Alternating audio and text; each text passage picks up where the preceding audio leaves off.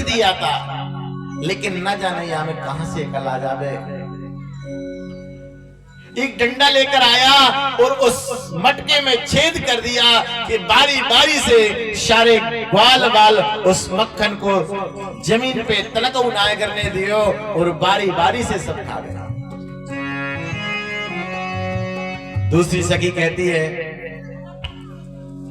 कि हे मैया कि ये तेरो कन्हैया मेरे चित्त में ऐसो सरको है कि मैया को जितनो निकालने की कोशिश करूं कि उतनो ही मेरे पास में आवे। कि आज प्रातः काल सुन कि मेरे साथ में एक विचित्र लीला हुआ कि मैं गाय धो रही थी, उसी समय पे यह कन्हैया आ जाता है और मेरे से कहता है कि भाभी कि मोको दूध ना है पिवावेगी।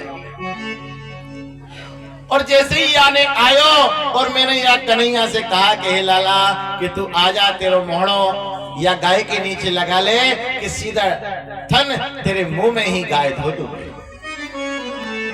और इतने में क्या हुए कि मैं गाय धो रही थी, इसके मुंह में गाय लगा रही थी, थन लगा रहे थे। इतने में मेरी सास अंदर से आती है और मेरी सास चिल्ला कर कहती है कि हे भू कहीं बाबरी हो गई है कि पूरा दूध तो तू नीचे फैला रही है। और जब मेरी आंख खुली तो ना वहां पर कोई कन्हैया था और ना तेरा लाला था, और मैं जो दूध लगा रही थी वह सारा नीचे जा रहा कि ऐसो तेरो कन्हैया मेरे चित्त में सरको है। दूसरी सखी कहती है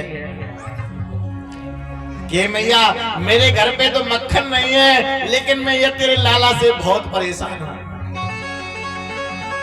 तो मैया कहती कि हे बहन तू भी बता कैसे परेशान है।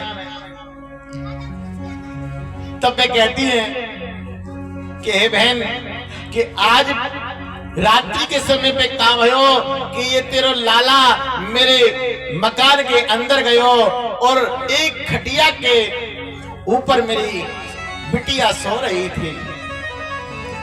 और जैसे ही वो बिटिया सो रही थी तो यानी जाके उसकी चुटिया खटिया की पाटी से बांधकर और वाके कान में चिल्ला हुआ। और जैसे ही वाके कान में चिल्लायो जे कि हुआ, और वो घबराई और जैसे ही उठी और उठते से ही वाकी चुटिया तनी तो वो कहने लगी कि मैया दौड़ियो हुआ ने खा ली, मैया दौड़ियो हुआ। कि ऐसे या तेरे लाला से हम परेशान हैं। और इस तरह से सारी सखियां अपना अपना वृत्तांत सुनाकर चली जाती हैं और अपने